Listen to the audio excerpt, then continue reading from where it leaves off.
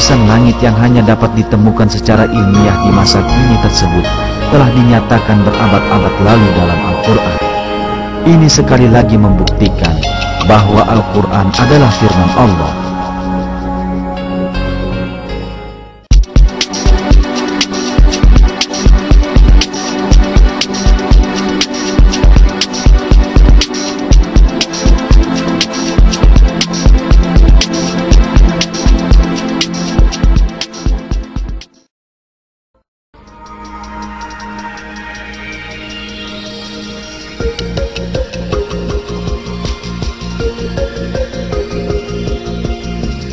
Satu fakta tentang alam semesta, sebagaimana dinyatakan dalam Al-Quran, adalah bahwa langit terdiri atas 7 lapis.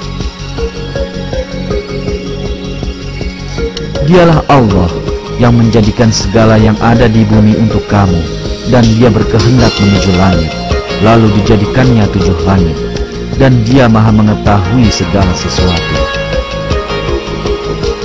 Kemudian Dia menuju langit, dan langit itu masih merupakan asap.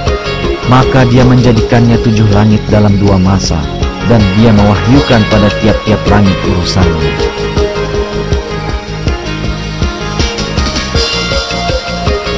Kata langit yang kerap kali muncul di banyak ayat dalam Al-Quran digunakan untuk mengacu pada langit bumi dan juga keseluruhan alam semesta. Dengan makna kata seperti ini, terlihat bahwa langit bumi atau atmosfer terdiri dari 7 lapisan.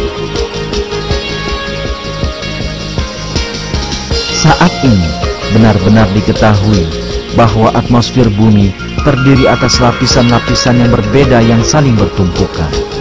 Lebih dari itu, persis sebagaimana dinyatakan Al-Quran, atmosfer terdiri atas 7 lapisan.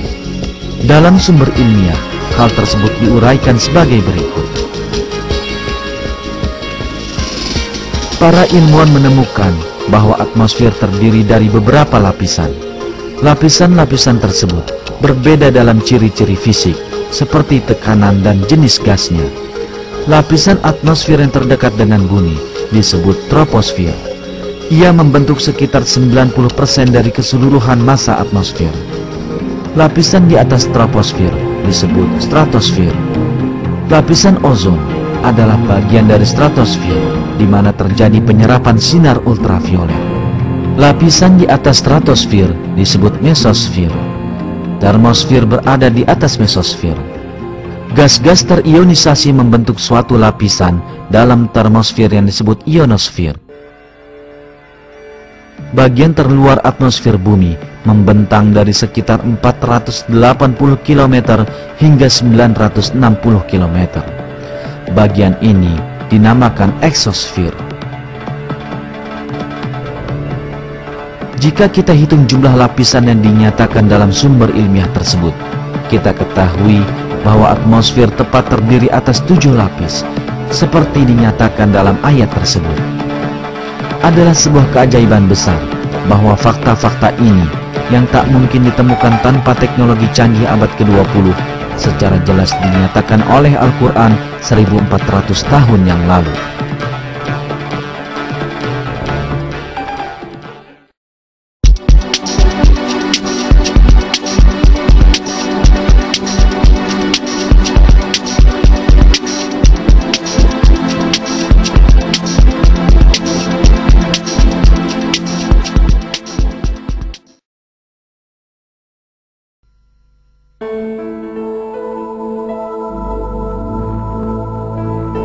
Al-Quran mengarahkan perhatian kita pada fungsi geologis penting dari gunung.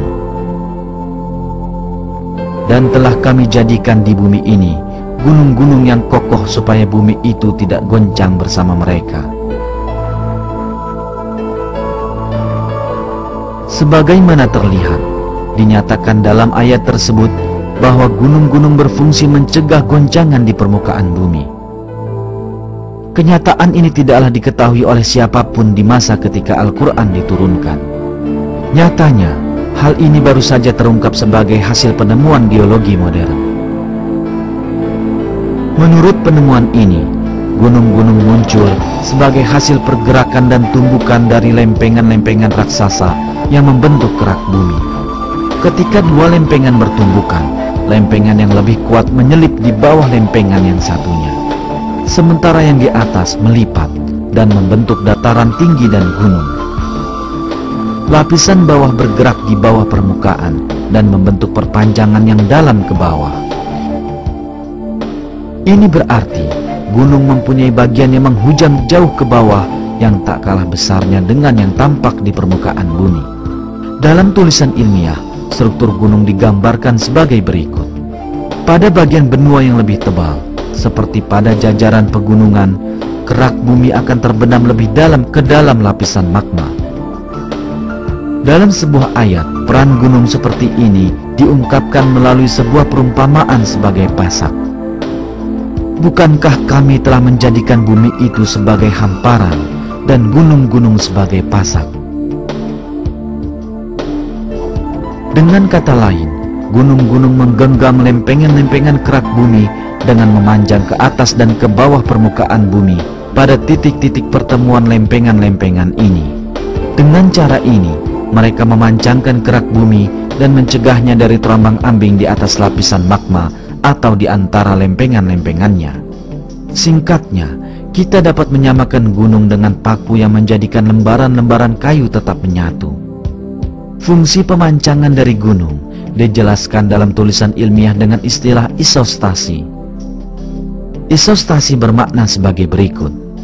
Isostasi adalah kesetimbangan dalam kerak bumi yang terjaga oleh aliran materi bebatuan di bawah permukaan akibat tekanan gravitasi.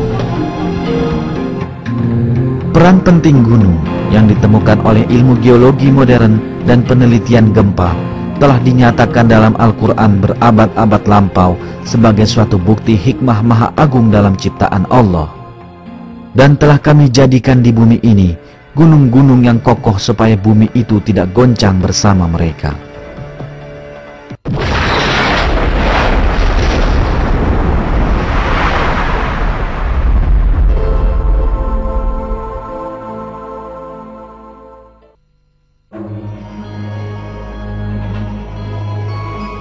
Dalam sebuah ayat, kita diberitahu bahwa gunung-gunung tidaklah diam sebagaimana yang tampak, akan tetapi mereka terus-menerus bergerak. Dan kamu lihat gunung-gunung itu, kamu sangka dia tetap di tempatnya, padahal dia berjalan sebagaimana jalannya awan. Begitulah perbuatan Allah yang membuat dengan kokoh tiap-tiap sesuatu. Sesungguhnya Allah Maha mengetahui apa yang kamu kerjakan. Gerakan gunung-gunung ini disebabkan oleh gerakan kerak bumi tempat mereka berada. Kerak bumi ini seperti mengapung di atas lapisan magma yang lebih rapat.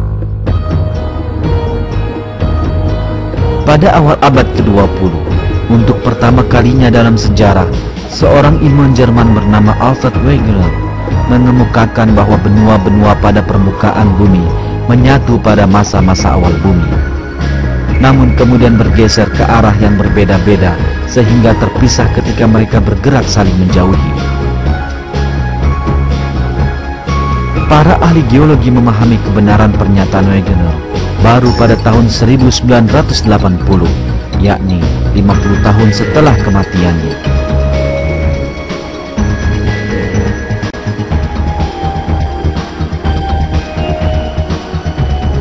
Pergeseran kerak bumi ini yang ditemukan melalui penelitian geologi di awal abad ke-20 dijelaskan oleh para ilmuwan sebagai berikut.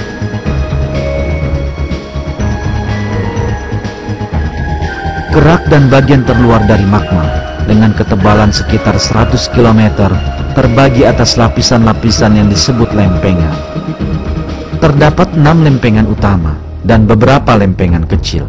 Menurut teori yang disebut lempeng tektonik, lempengan-lempengan ini bergerak pada permukaan bumi, membawa benua dan dasar lautan bersamanya. Pergerakan benua telah diukur dan berkecepatan 1 hingga 5 cm per tahun.